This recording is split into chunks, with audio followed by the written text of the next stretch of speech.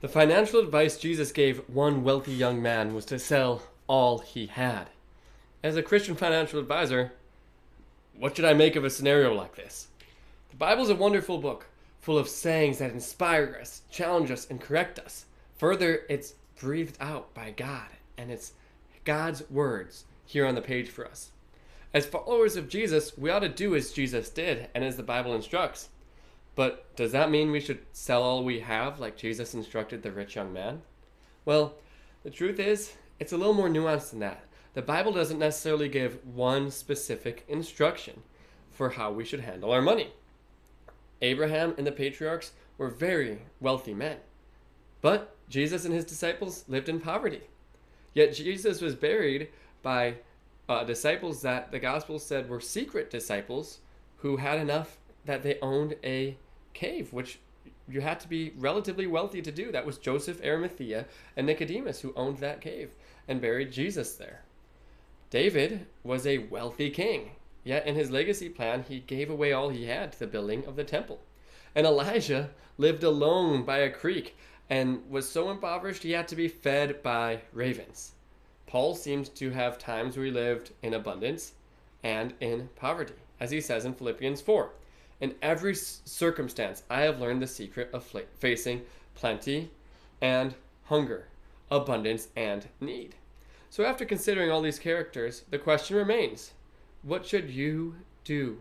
Should you live in plenty or in poverty as a follower of Jesus?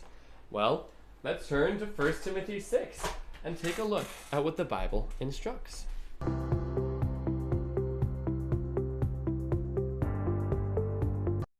Starting in verse 6, it says, "But godliness with contentment is great gain. For we brought nothing into the world and cannot take anything out of the world." Paul begins the passage with a major key. We must have godliness and contentment, and that will be great gain in every way. Because we all came into this world as babies, bloody and naked. And when we die, we're not bringing anything out of this world. Yet Jesus talks about storing up treasures in heaven. So there are ways we can store up treasures in heaven, but it's not by keeping our physical wealth. So what ought we do? We ought to seek first the kingdom, not physical riches. Be content with godliness, not temporal comforts. Now, many people, when we say seek first the kingdom, say, yeah, I seek first the kingdom, I'm doing that.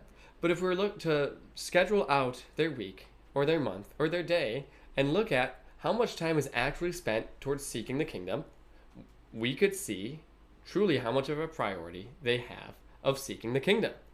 If you want to know how much you seek the kingdom, maybe schedule out your week. Write out how much time you spend in each activity. And then you can see how much time you are actually putting into the things of God in the kingdom. That's the first step for godliness with contentment. But it continues in verse 8 through 9 of 1 Timothy 6. "But if we have food and clothing, with these we will be content. But those who desire to be rich fall into temptations, into a snare, into many senseless and harmful desires that plunge people into ruin and destruction." Here Paul instructs that we should have contentment with simply having food and clothing. If you're constantly trying to fit more of your own pleasure into your life or your financial plan, then this verse is especially pertinent for you. Good works are free. That's how God made it. If you're content with godliness and good works, you have no need to spend increasing amounts on your own desires. Further, those who constantly want more money fall into temptation and destruction. Notice the verse does not say they might fall into temptation and a snare, but that they do fall into temptation and a snare. Now, few people admit that they really desire to be rich. They might not say it in those words. But if you're constantly wishing you had a higher standard of living, or constantly trying to increase your standard of living, there's a good chance you may already be falling into this temptation and ought to give Paul's words of serious consideration. Now let's move on to verse 10. "For the love of money is a root of all kinds of evils, It is through this craving that some have wandered away from the faith and pierced themselves with many pangs. Here Paul issues a fatherly warning that the love of money is a root of all kinds of evil. Notice lots of people say it's the root of all kinds of evil. No, it's a root of all kinds of evil. There's other roots of evil, but this one is a root for all kinds. Now, here's the practical of it. When people chase money, they're often seeking comfort. But Paul says when you seek money, you actually are piercing yourselves with pain, not gaining comfort. Paul is not looking to trap the reader in poverty, but he's trying to help men and women fight the good fight of faith and to avoid many pains. Now, that's what he states in verse 11 and 12. But as for you, O man of God, flee these things. Pursue righteousness, godliness, faith, love, steadfastness, gentleness. Fight the good fight of the faith. Take hold of the eternal life to which you were called, and about which you made the good confession in the presence of many witnesses. Here Paul is warning Timothy to flee from the love of money. Now, notice there's few things that the Bible commands us to flee from, and the love of money is one of those things. We ought to take that seriously. Notice also how keeping the faith is a fight. We must fight the good fight of faith and fight not to allow the love of money to creep in. Now, in verse 17, Paul gives some specific instructions to those who are wealthy in this present age. Let's hear what he has to say in verse 17. As for the rich in this present age, thank you, Paul, for specifying. Charge them not to be haughty, nor to set their hopes on the uncertainty of riches, but on God, who richly provides us with everything to enjoy. Notice that Paul does not tell the rich to just sell everything, but he says that they ought not be haughty. When one has ample finances, it can become easy to look down on those who are financially struggling. This is exactly what Paul warns against. We must hope in God for eternal life, but we also must hope in Him that He's the one who provides us with everything. The money we have is from Him, but also He's the one who provides us with enjoyment, is what this says. Not our finances, but Him alone.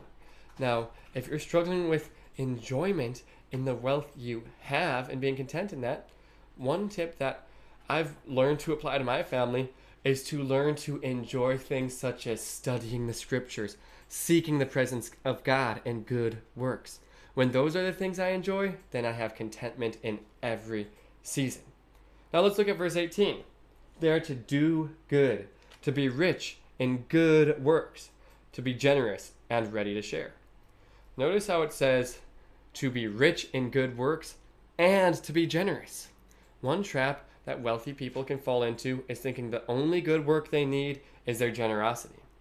Well, the word instructs that they also are to be rich in good works. That's personally sacrificing for the good of others, as well as financially sacrificing for the good of others. It's not an either or scenario. Rather, it's a both and scenario. Verse 19 says, thus storing up treasure for themselves as a good foundation for the future, so that they may take hold of that which is truly life. Now, this is the encouragement. When you follow these, you can take hold of that which is truly life, and you are storing up treasures for yourself in heaven. Man, that's good news. So, to summarize, whether you're rich or poor, here's 5 takeaways you can get from this. Have godliness with contentment is number 1. Don't desire to be rich. That's number 2. Number 3 is be rich in good works. Not just generous, but also personally sacrificing for others. Number 4 is be generous. And then number 5 is continue to pursue righteousness and fight the good fight of faith.